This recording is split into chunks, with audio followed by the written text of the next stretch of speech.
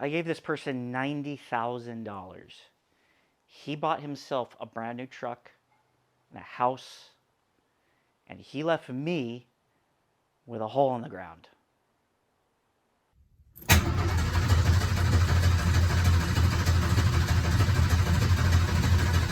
Welcome to Dirt, Sweat, and Gears, where if it's not broken, we don't fix it. In fact, half the time, even if it is broken, we don't fix it. This is a very special episode to me. It's been something that I've been wanting to do for a long time. We are here in my garage, but we're not going to be working on the Prelude or the TR7 or the Maverick. We're actually going to be talking about the garage itself. I want to tell you the story of how this garage came to be. Now, clearly, I have no lights, I have no electricity, I've got no outlets, no insulation, nothing of any kind. And even on the outside, I'm going to show you, we don't even have stucco. And there's a flat roof. There's supposed to be a second floor and no second floor. Now, I want to tell you the story of how I got here because it is a hell of a story and there is a lot to be learned. And I also waited this long to tell the story because I needed a resolution. I really wanted to be able to say, I had this problem and it almost broke me, but I pulled through, and I did. Now, for my 43 regular viewers, you already know this story, but for those of you that don't, hopefully this is going to be interesting. I've got some notes here, so if I'm looking away, it's because I'm looking at my notes. So about 3 years ago, I made a deal with a friend of mine. He was a friend of mine for 10 years, so I trusted him. He wanted to help me build my dream garage. It's something that I've been wanting to do ever since I moved into this property. My mom drew up the plans. I had refinanced my house to get the money, and I was ready to go and ready to build my dream garage. And who better to help me do it than of a longtime friend? And what really made the difference was he had told me at the beginning of the project, he said, it's really important to me that when we finish this project, we stay friends long after this project is done. He showed me some of the projects he's worked on before, so it really seemed like I was entering into an incredible deal. And the first stage of the project went great. It was mostly demolition. We got the old garage knocked down, we got the driveway pulled up, we did some work on the retaining wall, built a new fence, built another retaining wall on this side, and things were going really, really well.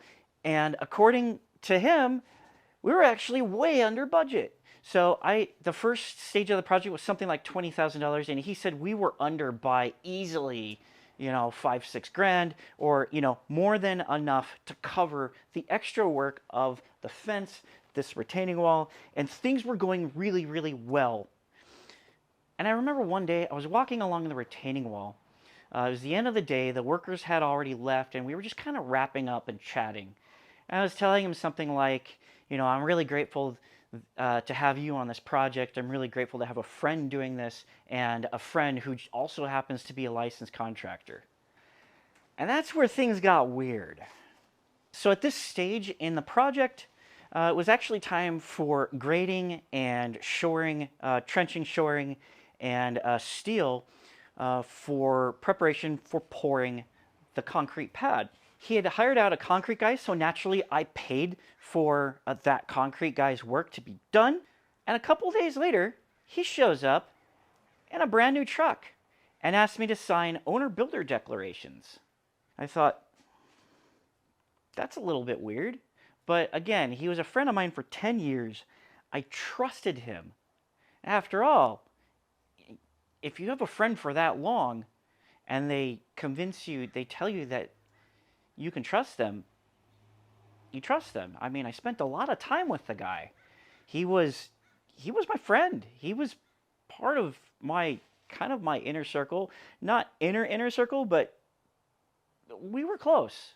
So this was all happening during the height of COVID in 2020. Every interaction with a third party, anybody off of this property, was a game of chance. You had no idea if they had completely shut down, if there was a supply chain problem, or if the price was just going to be outrageous. In fact, at that time, the price of lumber had just started going up astronomically. So he came up to me one day and he said, we should get a jump on the materials for framing the garage, so that as soon as the concrete is done, we can frame this thing. In fact, since the cost of lumber is going up, buy it now, save some money, because it's only going to get more expensive.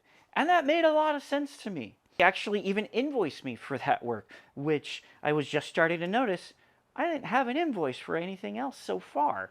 I had verbal agreements. I had a contract. It was a schedule with pricing, and that was kind of what we were going off of. But at the time, since he actually invoiced me, I thought, this is great. I actually have some paperwork for this now. And so I paid him to buy materials. So a few weeks later, we were actually kind of stalled with trenching and shoring, because the concrete guy came up to me and told me that he hadn't been paid. And I thought, and I said to him, well, that's weird, because I paid the contractor for the entire job. So this guy was actually gone for an entire month. And when he came back, he explained to me that things were really hectic for him because he had just moved, because he had just bought a house 150 miles away. That's when the alarms really started to sound. That's when the red flags started to fly. Everything turned red. It was red alert. And because I started to ask myself, how can this guy afford to buy a house, but he can't afford to pay for the concrete guy that I paid him for?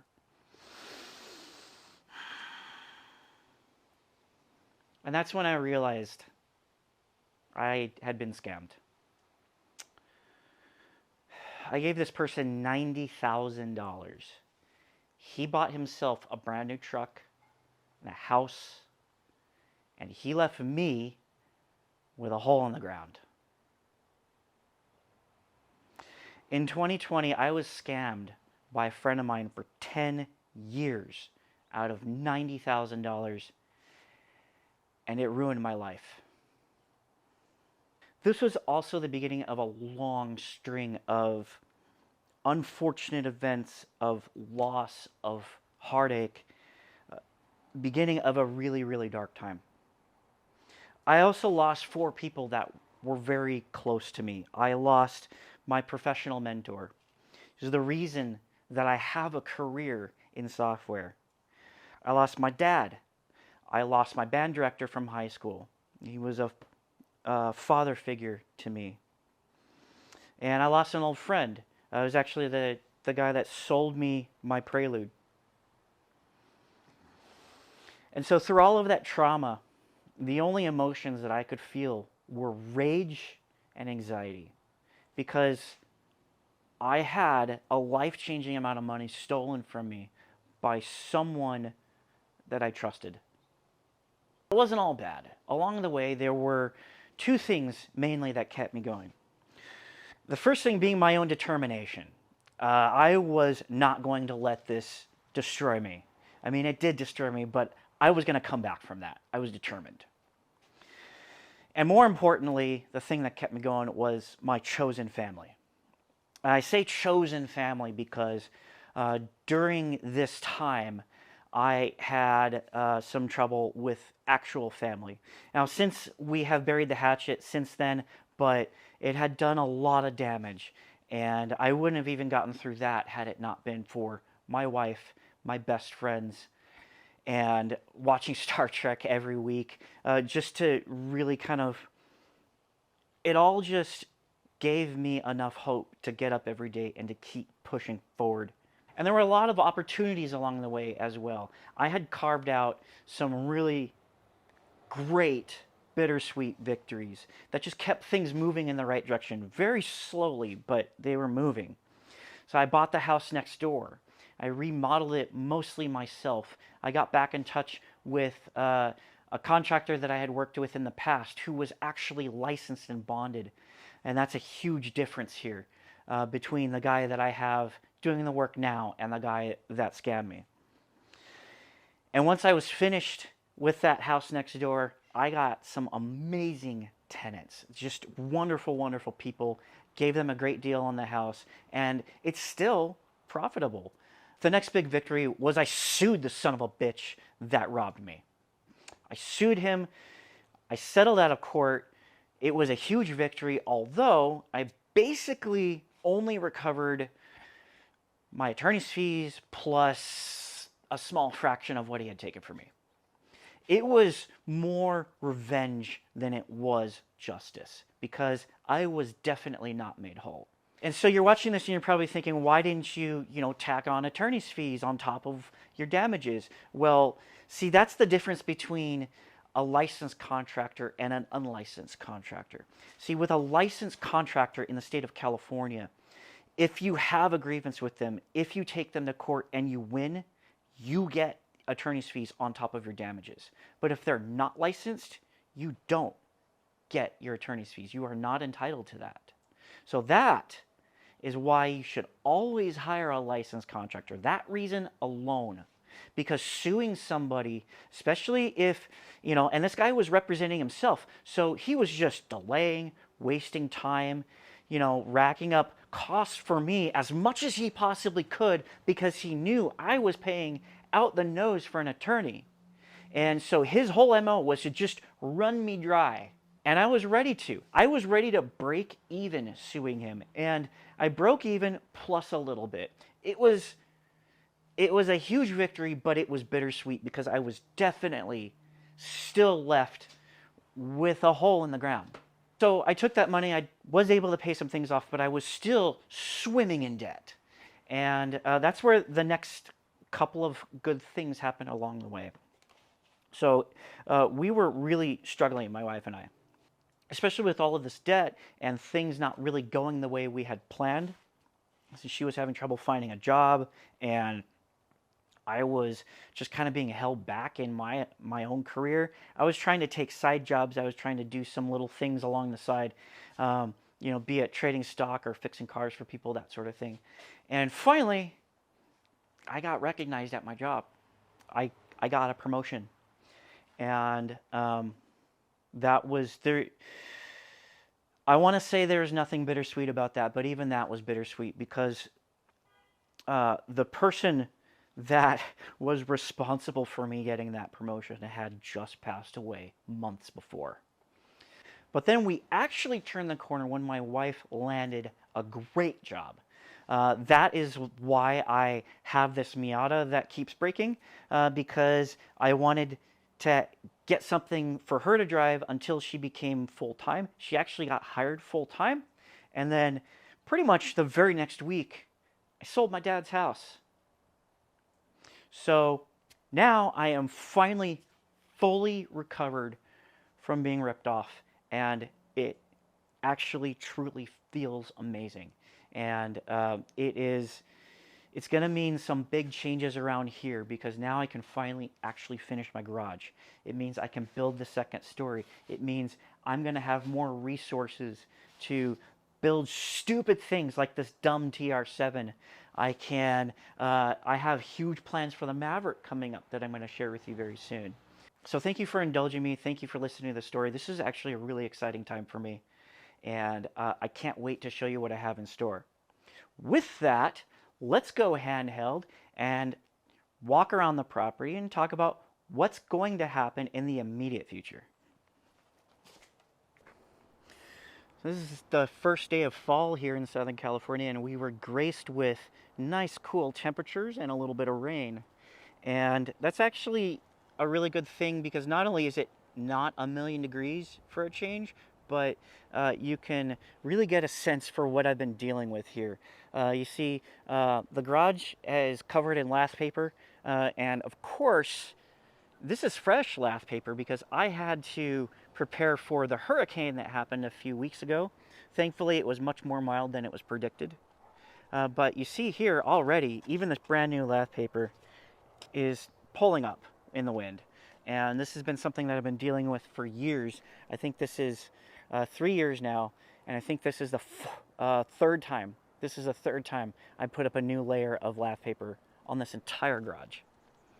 You see here, I have tarps up on the roof. We're actually going to take a look at that in just a second. And so to deal with the wind, I put these slats up, these 1x2s, just kind of in the most problematic areas, just to help keep it from pulling up. And over here, it wasn't pulling up as bad, but I had lots of trouble with the layers just because it's kind of a pain in the butt to add a layer underneath a tarp, because I have to pull up this wire here and then tuck it under and then repaper it. So when a layer tears, it's going to expose something underneath, and then my garage leaks. So this is the north side, kind of the same story here. I added a couple of slats just the other week, and it looks like it's really helped out a great deal. And then we've got tarp here with, it's actually like 2 or 3 layers of tarp with sandbag over the stairs. I always had problems with the stairs. The stairs were always leaking, and they still kind of leak a little bit here. It's not enough to really be concerned about. And we have lots and lots of spiders. Coming up here, we have garage lake up at the top. This is probably the most concerning part of this whole setup, is that this garage has a flat roof. It was not meant to be a roof. So water pools up here, and I have some warping in the floor, so my contractor's probably gonna have to pull some of that up. And if there is any, even like a pinhole leak, that all is gonna leak into my garage, because this is a double layer, but I put the second layer on because the first layer leaked. So this tarp is actually really fragile right now. I probably shouldn't even be walking on it, but when I walk on it, I just have to avoid these rocks, because stepping on a rock might actually puncture the tarp. And then sandbags that have exploded, wood beams which are barely hanging on. Like this one, if it erodes anymore, this beam's just gonna go flying in the next windstorm, and it'll probably land, you know, right on the windshield of the S10. But this is supposed to be a second story. The door's here, obviously, and from kind of right to left, the kitchen is going to be here. There's going to be a kitchen island, you know, full kitchen, and then the bathroom is going to be over here. I'm keeping the floor plan open with the possibility of framing out a wall and doing a bedroom later on. If I decided I wanted to rent this out, I would frame up a wall right along here, and then, you know, there could be a bedroom there, and this would be a 1-bedroom studio. But this is going to stay open and going to become my home office. It's going to be an entertainment area. I'm going to have a nice big sectional couch here with a TV. There's windows here, here, there, and one in the bathroom. I don't know where it faces, I forget. And over here by the door, I'm going to have kind of like a little workout area. I want to have maybe an elliptical machine or a treadmill, one or the other. And some weights, maybe a bench or a squat rack or something like that. Squat rack / bench. Just something so I can do some workouts, because I haven't worked out in a long time. And then lastly, we've got this amazing view. I mean, I'm gonna be able to come up here, do my work, and look out to that. I mean, even on a cloudy day, it's beautiful, you know. And over here, there's just enormous trees, beautiful, beautiful tree line. It's just so much potential here. And then once this is all done, I've got plans for both of those sheds. They're not gonna look like that for too much longer if I have anything to say about it now. So that's a tour of the second story, what it will be. Let's go down into the garage and talk about what's happening down there. So down in the garage, in order to finish this thing, I'm gonna need to move a lot of stuff. It's actually not as bad as it seems, but it's still gonna be pretty bad. The main component of this is gonna be being able to get these cars out of here. And so we're going to start with the Prelude, because the Prelude starts and runs and drives. I've got new shocks coming in for the rear very, very soon, and that's going to be a really quick job. I'll be able to bang that out without interrupting this project, God willing. We all know how projects go around here, which means it'll probably be down for 6 months for rear shocks. But anyway, as it stands right at this moment, we can move this car anywhere in the yard, and it's just fine. The TR7, however, can't. The TR7 doesn't have brakes. So if I tried to pull it out onto that hill, it's going to roll down and either crash into my house, crash into my house, crash into the tree, or roll out into the street. So I need to do some work here. I have bought a Willwood front caliper kit for this thing from the Wedge shop, and we will be doing front brakes on the TR7 very, very soon.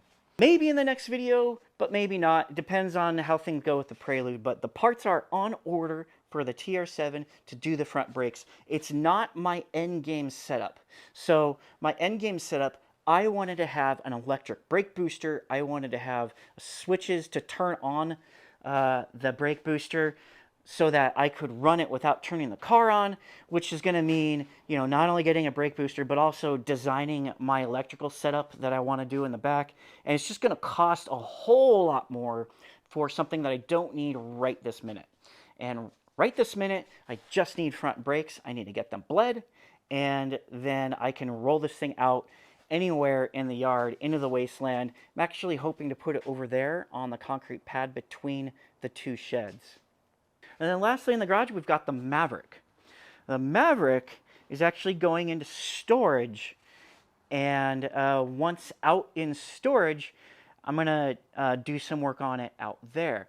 You see, I have a good friend of mine. I know I just went on a long rant about trusting old good friends, but he has done work on my vehicles before. In fact, he was my motorcycle mechanic for as long as I owned my BMW.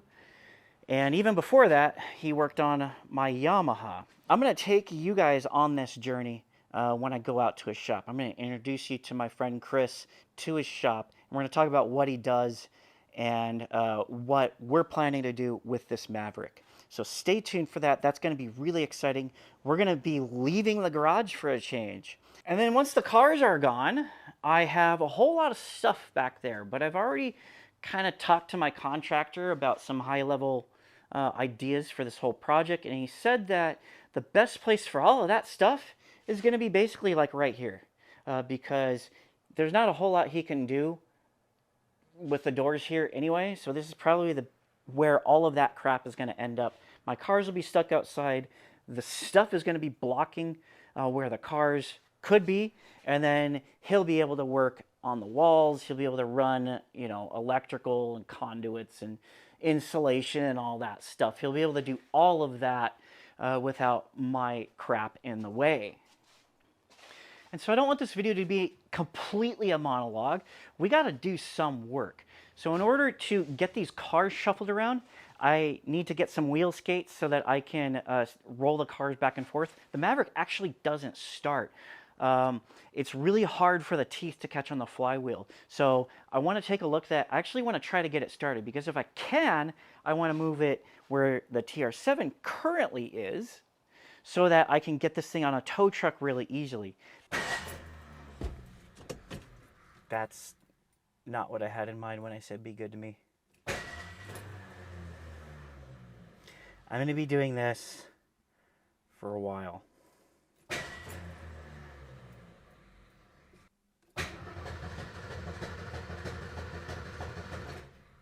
I did not like that banging sound, but let's just...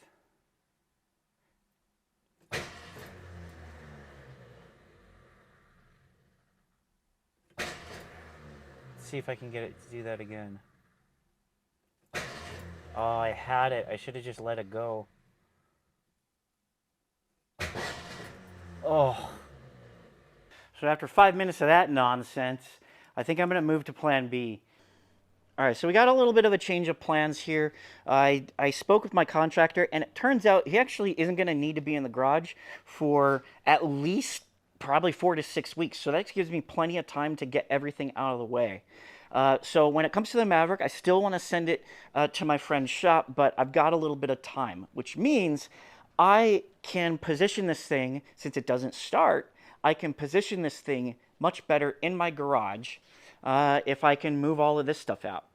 And so with that, there's going to be kind of a lot going on here with the stated goal of clearing out this garage so that we can install some electrical and some plumbing and to finish it. So if you're following my Miata story, you remember that I actually experimented a little bit with kind of a continuation of a series. I actually had a lot of fun doing that. So I want to do that here because we have like kind of like an overall plot, which is the construction of this garage. That story is going to involve multiple cars, multiple legs of this project. I think I want to do that here. I think it'll be a lot of fun. Definitely be a lot of fun for me. I don't know if it'll be fun for you, but I enjoy these sort of things. So I'm going to try not to go like full Star Trek Discovery on you, where we're just kind of riding a bullet and we have no idea what the plot's doing. But I also don't want to do like full, Walking Dead on you, where we go completely off in the wrong direction with our side stories. I kind of want to follow a logical progression because that's exactly what's going on here. I have to do these things in order to clear the way for more work to be done on my garage. So that's going to be what's coming up here. You're going to see in my next video, we're going to move on to the TR7, hopefully finish up that project. Right now, we have to get skates on the front of the Maverick so that we can, when this is all ready, roll this thing over to the far right bay. Well, there you have it. The Maverick is ready to move over. I put the chocks underneath one of the wheels of the caster. I don't think it's going to go anywhere, but just in case. And then on this side, you can see I have quite a logistical problem here. Very much looking forward to having that solved. So this is ready to go once I clear that path, and you're going to see that in the next video. All right, we're going to go ahead and call it a video. There's still lots to do. Hopefully, you're going to enjoy coming down on this journey with me because it's going to be a long one and it's going to involve multiple cars and multiple locations and multiple projects. So this is going to be a really interesting experiment for the YouTube algorithm. And I know there's going to be probably 30 people that really enjoy this. The rest of you, I'm sorry. That's why I'm breaking this up project by project in smaller stages so that the people that come here to see the Maverick content can see the Maverick content. The people that come here to see the TR7 content can see that. You don't necessarily have to watch the entire series, but if you are interested in this journey, you'll be able to come down this road with me kind of as I'm doing it. It's really going to be exciting. There's a lot going on right now. There's a lot of plans that have not yet been spent. The plans that have not money that okay, there's a lot of things that have yet to be planned, but my contractor is working on the schedule, the invoice, the timeline. I just purchased windows for the second story of this garage, and that was not only really expensive, but it's also really exciting. It turns out that buying Pella windows from Lowe's is actually a lot cheaper than buying Pella windows from Pella, by like $200 a window. And they ship it to the store that's closest to me. I don't have to go down to the port of Long Beach with my trailer to pick it up. So huge win on that, and hopefully there's going to be more to come. Thank you so much for coming on this journey with me. If you like what you see, like, share, subscribe, comment. Thank you so much for watching, and I'll see you in the next video.